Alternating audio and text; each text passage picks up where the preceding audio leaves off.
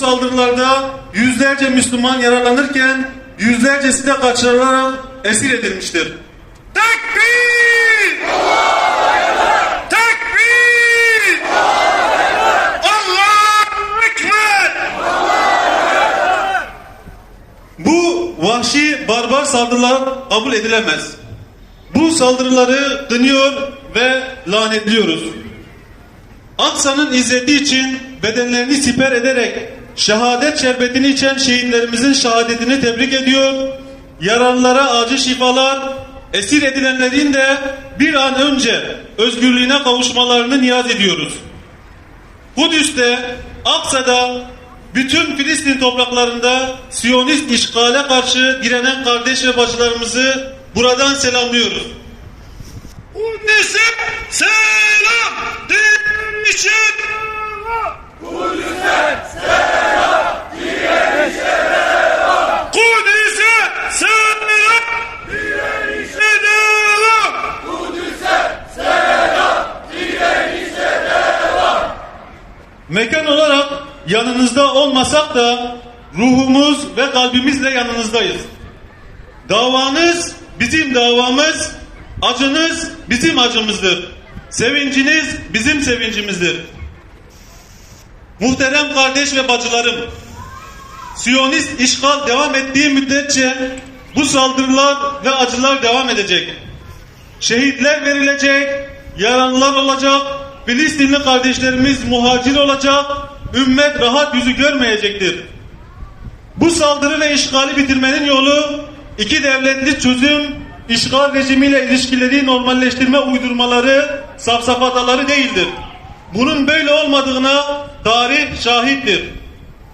Siyonist rejimle kurulacak her türlü ilişki Kudüs davasını yalnız bırakacak ve zayıflatacaktır. Aksa'ya yönelik saldırılar artacak, işgal ve talanın genişlemesiyle sonuçlanacaktır. Bunu hiçbir Müslüman kabul etmemelidir. La ilahe illallah! La ilahe illallah! İsrail lanetullah! İsrail lanetullah! La ilahe illallah! La ilahe illallah! İsrail lanetullah! İsrail lanetullah! Değerli kardeşlerim, bu işgal ve saldırıları bitirmenin tek yolu Kudüs ve Filistin topraklarında Siyonist işgali tamamen kaldırmaktır.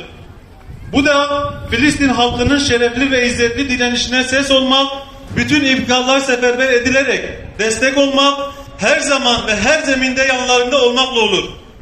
Filistin halkının kendi vatanlarını, Kudüs'ün şeref ve izzetini savunmak için yaptığı mücadele meşru ve kutsaldır. Bu mücadele asla bir terör eylemi değildir. Terörist Filistin halkını katledendir. Terörist toprakları işgal edendir. Terörist Aksa'nın mahremiyetini ayaklar altına alan Siyonist işgal rejimidir. Tekbir! Allahu Ekber! Tekbir! Allahu Ekber! Tekbir! Allahu Ekber! Bu işgal ve katliam durdurulmalıdır.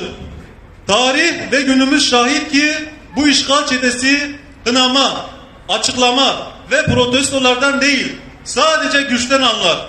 Siyonistleri azgınlaştıran, pervasızlaştıran işlediği cürümlerin yanına kar kalmasıdır.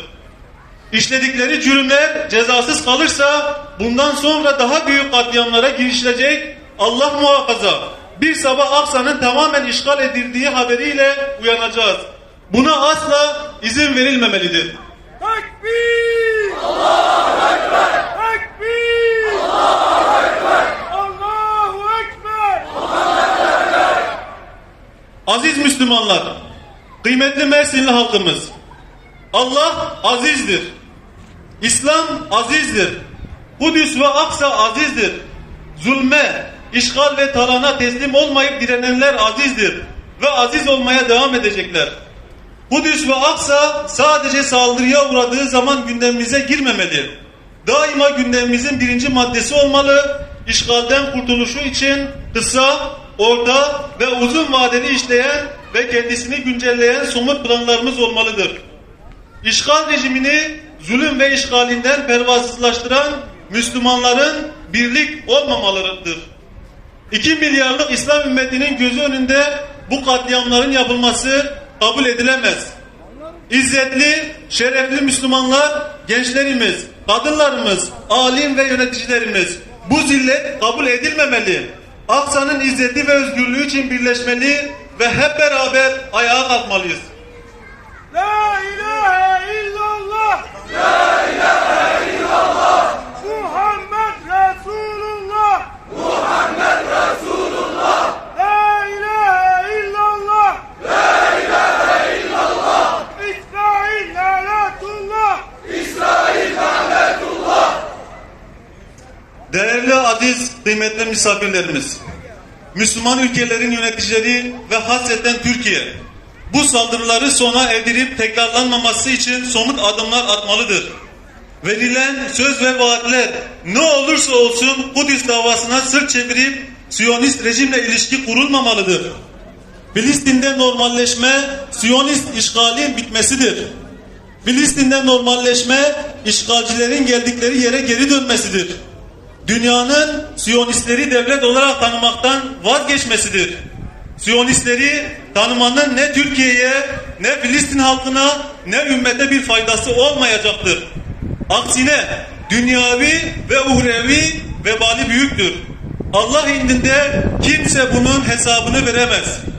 Hüdapar olarak bize diyoruz ki, her daim Kudüs davasının yanında olduk ve olmaya devam edeceğiz. Tekbir! Allahu Ekber! Tekbir! Allahu Ekber! Allahu Ekber! Allahu Ekber! Ve yine Hüdapar olarak diyoruz ki, bütün üyelerimizle Filistin'de yaşanan gelişmeleri yakından izliyor ve takip ediyoruz. Gelişmelere göre tavırlarımız belirlenecek ve işgal ve talana karşı hep birlikte karşı duracağız. Allah bizleri özgür Kudüs için mücadele edenlerden eylesin. Allah en kısa zamanda Aksa'da hep birlikte namaz kılmayı nasip eylesin. Hüdapar İl Başkanlığı. Tekbir! Allahu Ekber! Tekbir! Allahu Ekber! Allahu Ekber! Kahrolsun İsrail! Kahrolsun İsrail! Kahrolsun İsrail! Kahrolsun İsrail! Tekbir! Allahu Ekber! Tekbir! Allahu Ekber! Allahu Ekber! Allahu Ekber! Kıymetli misafirlerimiz, şimdi de duayı yapmak için mikrofonu Murat hocamıza veriyoruz. Sünnetini ihya edenlere, kıyamete kadar ona tabi olanlara selat ve selam eyle. Sen dualarımızı kabul et Allah'ım. Amin. Velhamdülillahi Rabbil alemin. El Fatiha.